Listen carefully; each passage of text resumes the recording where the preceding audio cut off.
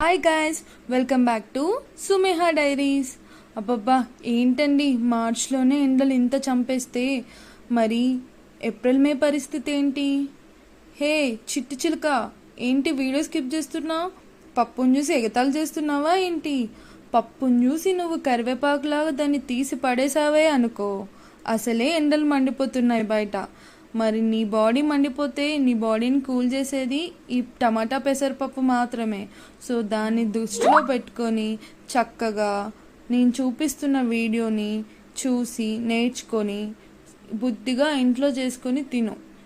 కాదని chicken mutton అని వాటి జోలికి పోయావనుకో, ఇంకా నువ్వు లీటర్ కోకోనట్ వాటర్ తాగినా, లీటర్ మజ్జిగ తాగినా నిన్ను మాత్రం కాపాడేది ఎవ్వరు లేరు. సో ఫుల్ వీడియో పెట్టాను, చూసి నేర్చేసుకో అమ్మా. బాయ్.